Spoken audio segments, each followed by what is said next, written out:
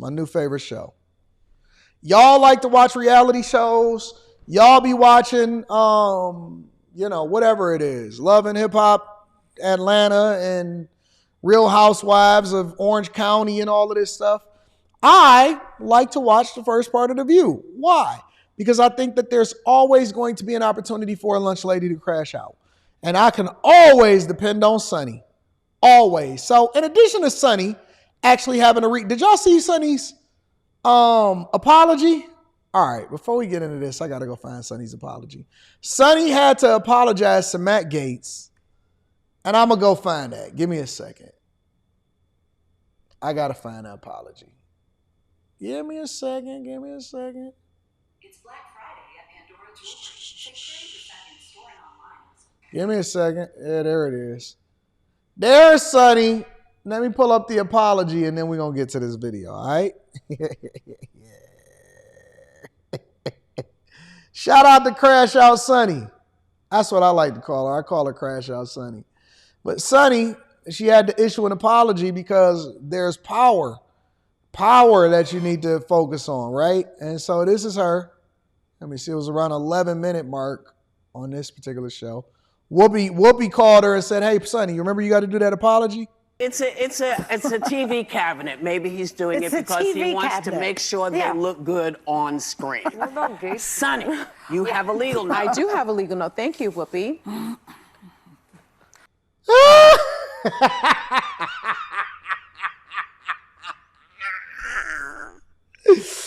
Hey, have you ever had to have your girl come back to the front of the congregation and apologize for something that she accused you of that she wrong on? Then you just sit there and look at her and you don't say nothing. You just let her say it. And then you don't have to necessarily say, "Hey, you owe me an apology." You just say, "Hey, check this out right here." And you just be looking at it like they read it 5 times before they actually say anything about it. And then they try to make an excuse about it and they say, "Well, I wasn't saying that. Oh, no. I'm sorry. You know what you put me through? Fellas, I'm going to give y'all the blueprint. Y'all want to know what the blueprint is for holding your girl accountable? Slide it in front of her. Hey, check this out, baby. Check this out. And she was wrong, but don't try to tell her that she's wrong. Just slide it in front of her. And then when she try to gaslight you, hit her with this.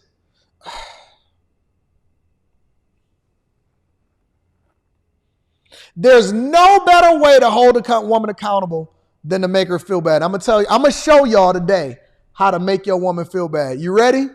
Y'all ready? All right, so this is how you make your woman feel bad. Slide it in front of her. Yeah, check this out. Look at this. Because she did something she wasn't supposed to do. You warned her about it. She did it anyway, and so now you got to be the one to pay the price for it. Slide it in front of her. And when she look at it and she's silent for a long time, "I didn't know." And then you just do like this. I don't know why I even deal with this. Take your glasses off. Make sure you put some glasses on before you put it in front of her. Take your glasses off.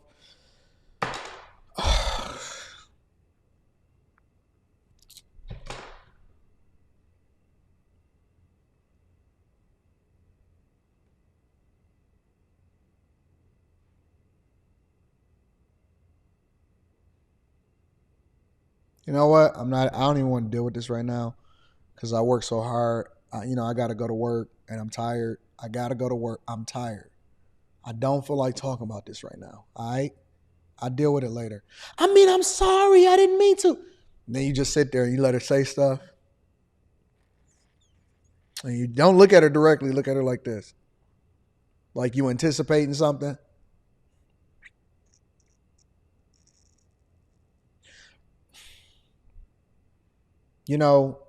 This is the speech. Take this, all right?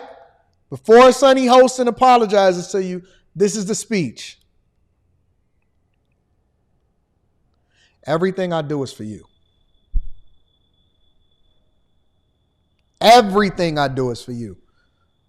Before I do anything for y'all or before I do anything for myself, I always do it for y'all first. Because, I don't even ask for nothing. I don't even ask for nothing. All I ask for is peace. That's all I ask for. And this is what I got to come home to all the time. Every day I got to go out and kill myself a little bit more, and this is what I got to deal with. I don't even feel like it, man. I don't even feel like going to work today. I might just take the day off. Oh, no, because I don't want you. I know how much that means to you. No, you don't know how much it means to me, because if you did, you wouldn't be doing all of this and putting me through this. You know what I'm saying? You know what? You know what you need? You know what you need?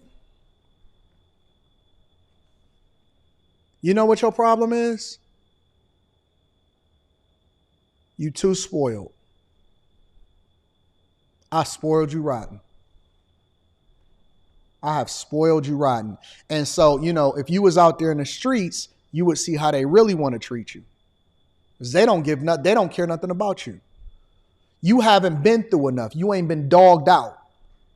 You've been so pampered and so taken care of that this is what I got to deal with on a regular basis. But it's cool.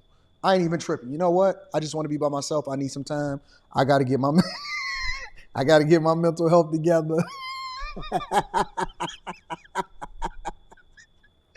You ain't gonna have no problems out there for the next 3 months. You got a 3-month window of unproblematic women when you hit them with that speech.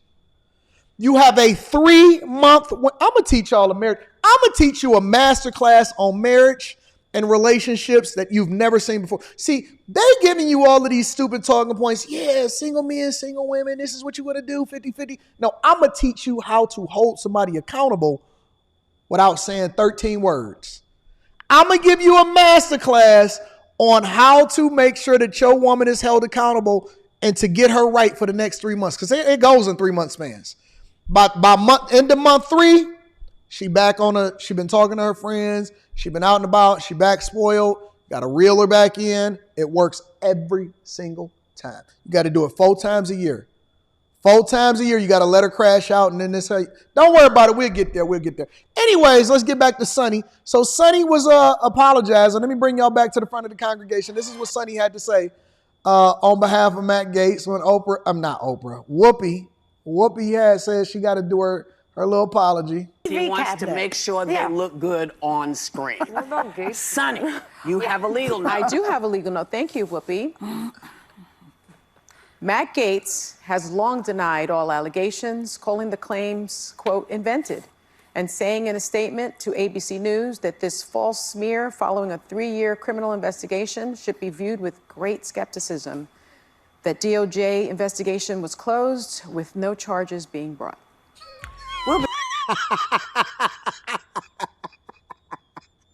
It's nothing like having a woman have a bad attitude and being forced to apologize. But that's not all. Thomas says, I was married to my late wife for 24 years and he ain't lying. See, we know. It's some lessons that you get that you can't get from talking points from all of these dudes that's on the internet telling you something that you can't really use in real life. I'm going to show you how to have peace in your house. And it ain't from asking. You can't ask for peace. You're going to have to give her some incentive to be peaceful. Anyways, this is what their thoughts was on what was going on with the Trump administration and how the education department is going to be upended as a result of what happens with the Trump administration. WWE co-founder Linda McMahon has been tapped as education secretary, and Dr. Oz is nominated to head Centers for Medicare and Medicaid Services. And he also had to testify to a Senate committee several years ago. I'm going to need Whoopi to be able to learn how to read more medical effectively. advice. Take a look. I believe is one of the most important discoveries we've made to help you burn fat faster. Green coffee. Here, let's keep going. We want to get to what they say. We don't want to do all of the clips. We didn't see clips before. Surprised by any. You know, Dr. Oz is a very well-known heart surgeon. Yes. This is an administrative position, but because he's on television, Trump picks people who are on TV. You know. Listen. They don't like Dr. Oz because Dr. Oz is on TV and he's been popularized on television because he's now also an influence and a cult figure when it comes to, marketing, branding, TV, and all of that. But he's a heart surgeon. How are you going to say and know why he picked him But how are you going to say, wait a minute, he only picked him because he was on TV? What? What if he picked him because he's a well-known heart surgeon? It sounds dumb, but because most people, they'll hear this, and most liberals have not done their research, they'll hear it and say, oh my God, he picked Dr. Oz. But do you know how brilliant Dr. Oz is and why he got popular on TV in the first place? It's not about whether he's popular on TV. It's about whether or not he's great and he's a brilliant mind to then be able to head up certain departments that will be effective in making sure that we operate better as the United States of America. This is how dense these women are, but I love it. I love it. They might as well pick Dr. Pimple Popper. Pick Dr. Pimple Popper versus Dr. Listen to what she says. I'm going to play it again. Are you surprised by any? You know, Dr. Oz is a very well-known heart surgeon. Yes. Dr. Oz is a very well-known heart surgeon. Let's say that again. Dr. Oz is a very well-known heart surgeon. This is an administrative position, but because he's on television, Trump picks people who are on TV. You know, they might as well pick Dr. Pimple Popper.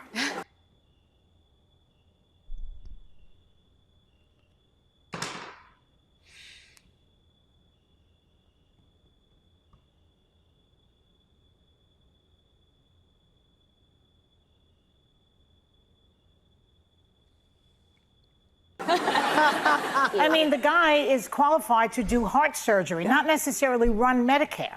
And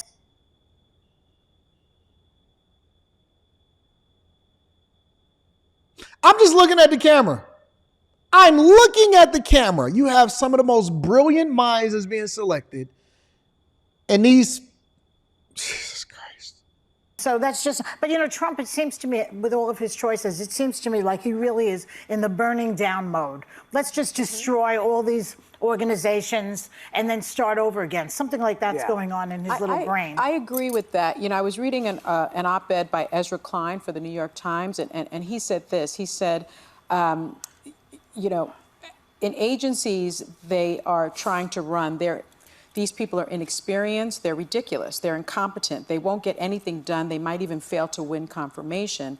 In other countries and at other times, when would-be authoritarians try to consolidate their power, they do so by placing fools and jesters into positions of extraordinary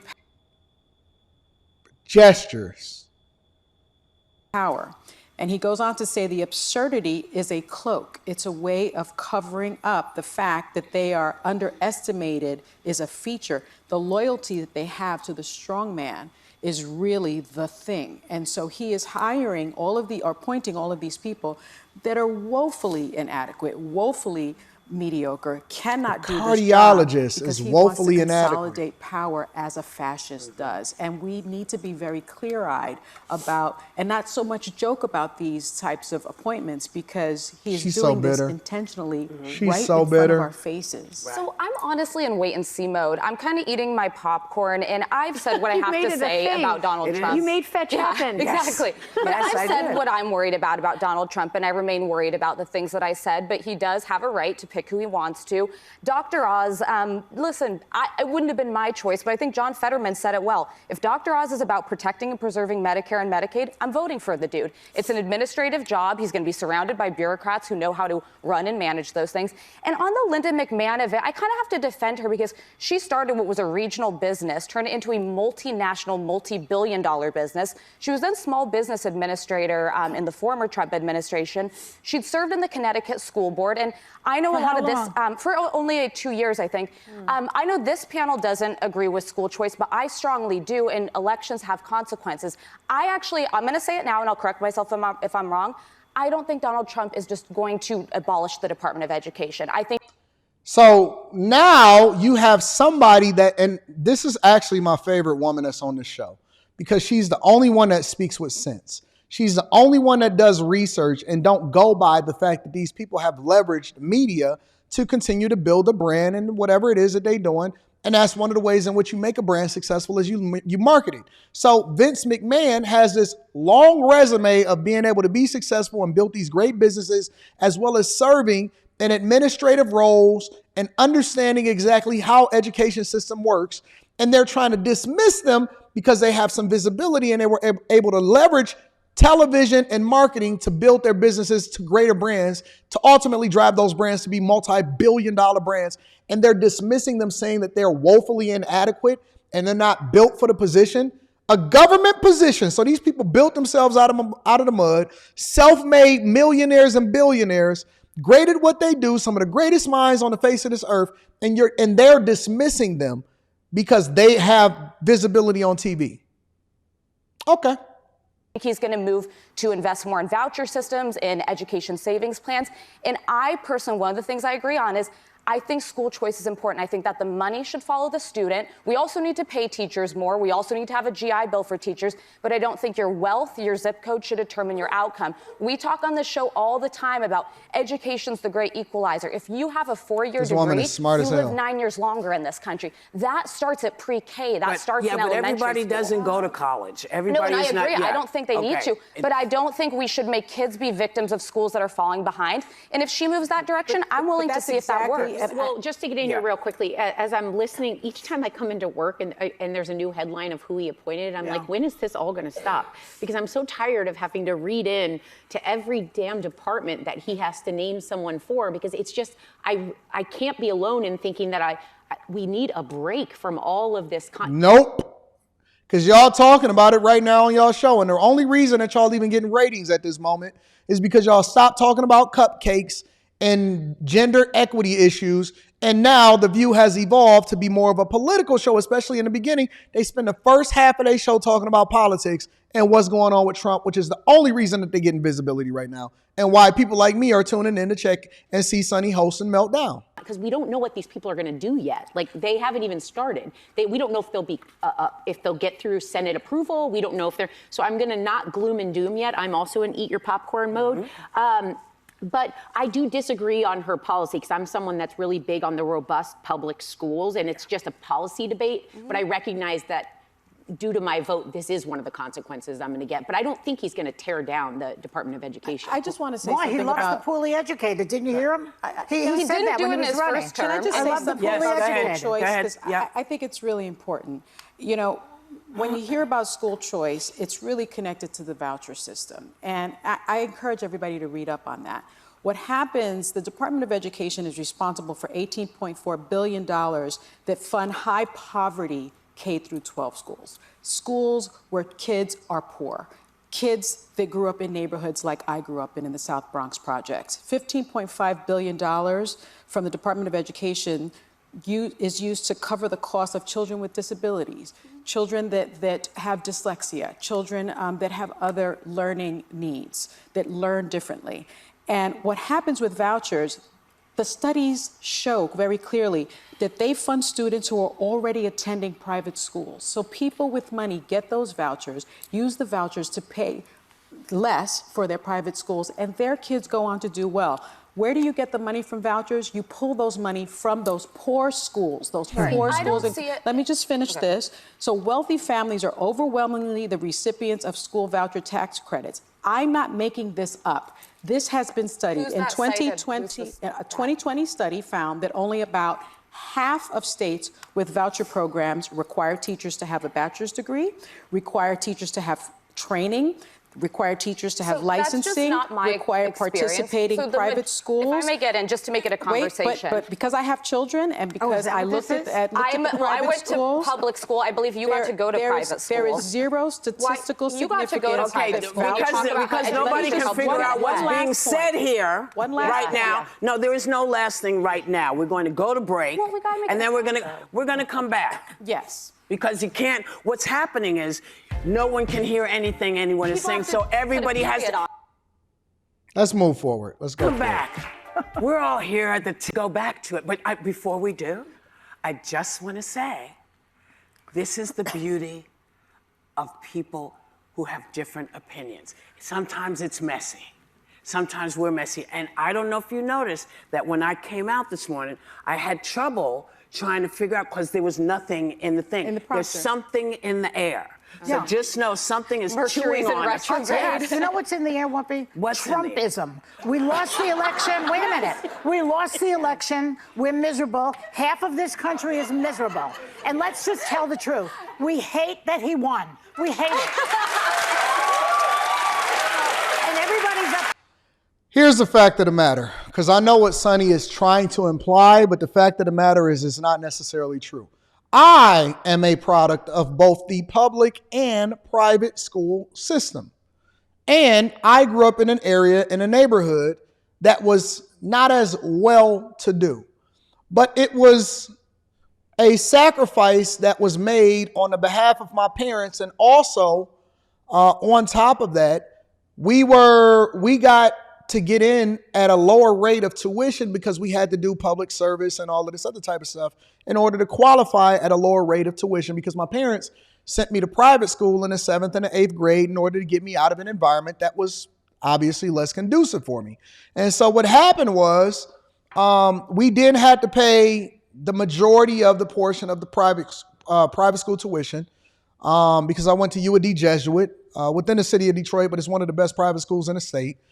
And we had to pay for that. And so instead of my father buying a new car, he decided to make sure that he made the sacrifice. And he sent me and my younger brother. My younger brother was going to an elementary school, private school. He went to, for those of you that's familiar, J-Zoo inside of Detroit. And then I went to UAD. And I will tell you that she is wrong. When people get these vouchers often at times, they always label you as rich, but most of the people that are in these environments, they're very much regular, everyday people, lower to middle class families.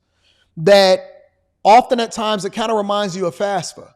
And if anybody, and I know most of y'all have been on here before, if anybody and most of y'all have been here, or if y'all went to school or you went to college and you had to fill out that FAFSA, right? A lot of us, our parents worked very hard and they made just enough to where you didn't qualify for any of the federal grants, but they didn't make enough to be able to pay for your school tuition. You were right in between the fringes. So it's the people that already had, that didn't have to fill out the FAFSA, they were straight. And then it was the people at the very, very bottom that had a low income, or their mama was finessing and they've been on Section 8 their entire life. They would get all of the scholarships and all of the money and all of this stuff.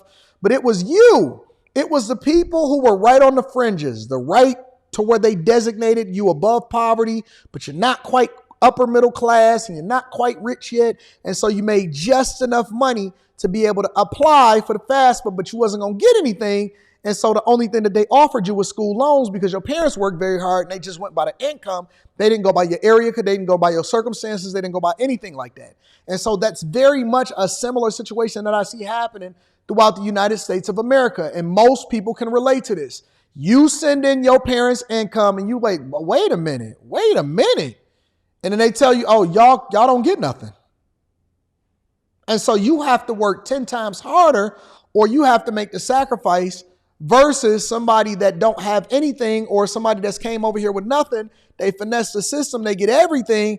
And it's the people in the middle class that often at times have to suffer because they have to be in an environment that's less conducive for their child, that makes sense for them. But at the same time, they can't afford to go to that other place. And so you stuck between a rock and a hard place. Tight and crazy right now. You do what you're supposed to do. You bring up the words I need to say. So what I need to say is we're going to go back to the convo that we were having. Must we? All right, go ahead. I'm not going to say I hate that he won.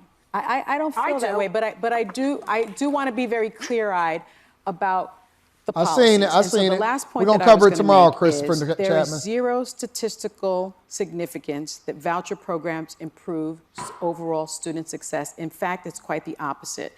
Research has shown that students who use voucher programs to leave a public school and then attend a private school do worse academically, But Linda especially McMahon, in math and who is English. going to head the Department of Education. What did she say? Students who use voucher programs to leave a public school and then attend a private school do worse academically, But Linda especially McMahon. That's wrong. She's 100% wrong. They do better academically, but they are held to higher standards. And see, this is why you got to look for the context within data. Data itself means nothing without the context to be able to explain it and break it down as to why something is happening. So she'll say, for example, well, it's often proven, and the data is saying that the kids that leave public school and get a voucher to go over to a private school actually does 10 times worse. No, they are then held to a higher standard and they're graded accordingly, because what happens and often at times in these public schools is they are just passing you through. I cannot tell you how easy it was after I went from being in private school back to a public school and I just coasted through. It's one of the reasons why I was, a C student, is because I was just like, oh, this is cake work. I went to public school after private school and I said, oh, these kids is behind. Oh, these kids, I looked at my peers and I would, obviously I wasn't going to say it out loud, but I said, these kids are behind. The way that they push you and hold you accountable in private school, because they're not bound by, or they're not trying to get, because you got to remember, when you go to public school, they get their funding based off of your attendance. So on count day, we used to have count day here in Michigan and Detroit public schools. That's how they evaluate how much funding they're going to give over to the schools. It's a numbers game. It's not about how good the kids are. And then the kids, you got to remember that if you're sending your kid to a private school, chances are that your parents care more about your well-being. And so they're going to push you. And then the school becomes an extension of how you're being taught inside of your household. But when they send you to public school, it then becomes overqualified babysitting. And they don't push you. And then that's when that whole no child left behind, they just let you just continue to pass through. You don't have to meet any expectations. And so they could use the grades and say, well, they're doing better in public school, but then you get into college, you're not prepared to be able to compete against some of the best in the world. And that's how people fail out. Oh, I got great schools in high school. Yeah, but you didn't do nothing to earn it. And so I'm telling you that these people and these liberals, they make an excuse so much to why they want to be angry. But the reality is that most of the time, when we deep dive into the numbers and we deep dive into the context, we need to overhaul the Department of Education because it is broken. And there are countries and students that come over here every single day and look at us like we fools because we don't even know how to read past the third grade level, but then you graduate and then you go into college. They're wrong. They're wrong. They are absolutely, positively wrong. But anyways, just wanted to share that with you guys.